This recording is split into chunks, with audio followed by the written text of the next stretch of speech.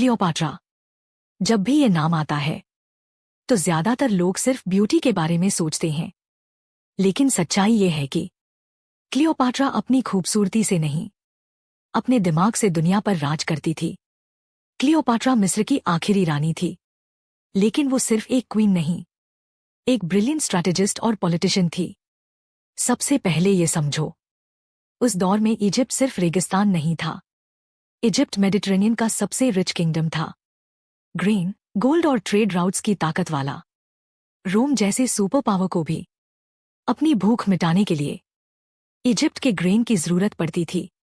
यानी क्लियोपाट्रा के पास ब्यूटी नहीं, असल में लेवरेज था।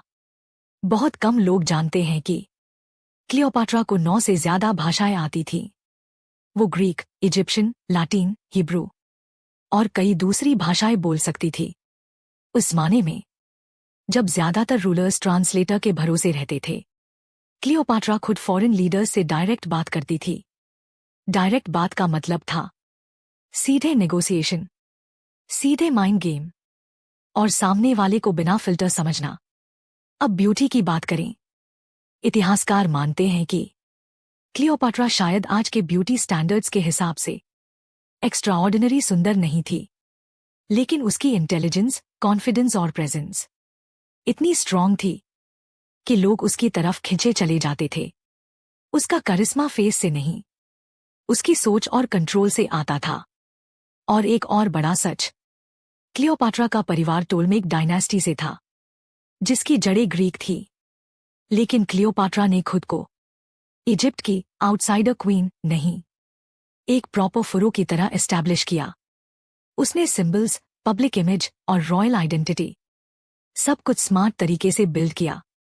आज जिसे ब्रांडिंग कहते हैं, क्लियोपाट्रा उसे 2000 साल पहले समझ चुकी थी।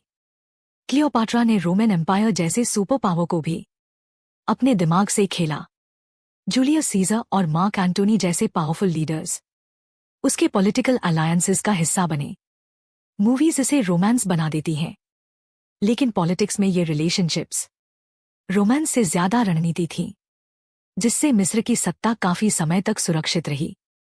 जूलियस सीजर वाली कहानी में भी एक बात अक्सर मिस हो जाती है, क्लियोपाट्रा डरकर नहीं चलती थी।